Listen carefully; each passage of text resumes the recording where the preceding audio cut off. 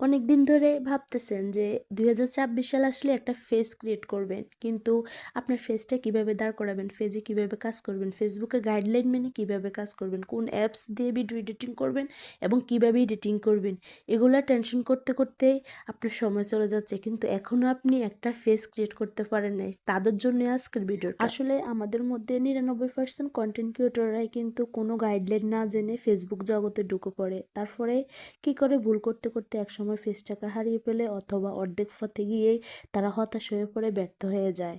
সেজন্য বলবো, আগে আপনি কিছু গাইডলাইন জানুন এবং 3-4 মাস কিছু মানে বড় বড় অডিয়েন্সদের ভিডিও দেখুন। আপনি যে রিলেটেড ভিডিও মেক করবেন ওই রিলেটেড কিছু ভিডিও 3-4 মাস দেখলে আপনার একটা ধারণা চলে আসবে এবং কি ফেসবুকের সব গাইডলাইনও আপনি জেনে যাবেন। আপনাকে আর কোনো ধরনের কোর্স করতে হবে না।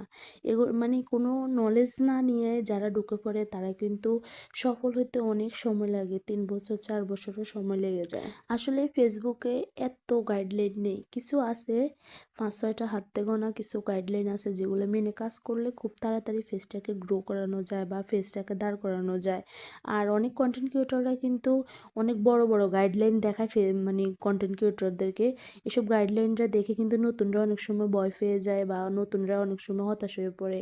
আসলে এত গাইডলাইন নেই, আপনি কিছু হাতে গোনা গাইডলাইন জেনে এখানে কাজ করতে থাকবেন, দেখবেন আপনি খুব তাড়াতাড়ি সফলতা পেয়ে যাবেন। দ্বিতীয় কথা হচ্ছে, আপনি প্রথম অবস্থায় একটা পেজ খুলেই দিনে 5-6টা ভিডিও আপলোড করতে যাবেন না, কারণ আপনি তো নতুন, আপনার ভিডিও কয়জনে দেখবে। তখন আপনি দিনে 3টা রিলস দেওয়া শুরু করবেন, সকাল 9টায়, দুপুর 3টায়, আর সন্ধ্যা 7টা বা 6টার মধ্যে একটা রিলস দেবেন। আর দুপুর 12টা অথবা রাত 9টার দিকে একটা ফটো বা 2টা ফটো আপলোড করার চেষ্টা করবেন। এতে আপনার আপনার পেজের রিচ এঙ্গেজমেন্ট ভালো থাকবে। প্রথম অবস্থায় কখনোই লাইভ করতে যাবেন না অথবা লং ভিডিও তৈরি করতে যাবেন না, তখন আপনার লং ভিডিও ভালোও হবে না, লাইভে অডিয়েন্সও আসবে না। তখন আপনি আস্তে আস্তে কাজের থেকে মনোযোগ হারিয়ে ফেলবেন, কাজের মধ্যে আপনার অনীহা সৃষ্টি হয়ে যাবে।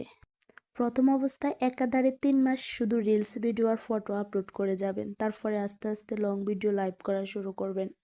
আর একটা কথা কি জানেন, আপনার সব কিছুর উপরে হচ্ছে আপনার কোয়ালিটিফুল কন্টেন্ট। আর আপনার এই কোয়ালিটিফুল কন্টেন্টটার জন্য আপনাকে অবশ্যই একটা স্ট্যান্ড কিনতে হবে, যে স্ট্যান্ডটার কারণে আপনার ভিডিওটা লড়াচড়া করবে না, এক জায়গায় স্থির থাকবে, ভিডিওর কোয়ালিটিটা সুন্দর হবে। আর আপনার ভিডিও রেশিওটা অবশ্যই 9:16 রাখার চেষ্টা করবেন, অবশ্যই এটাই রাখবেন। এটাই এখন বর্তমান ফেসবুকের রুলস অনুযায়ী এই রেজুলেশন দিয়ে ভিডিও মেক করতে হয়। যে টপিকে আমি কথা বলতেছি এই টপিকে আরও অনেক টিপস আছে, অনেক পরামর্শ আছে, অন্য কোনো ভিডিওতে আপনাদেরকে দেবো। আজকে ভিডিওটা খুবই লং হয়ে যাচ্ছে, সেজন্য আর বড়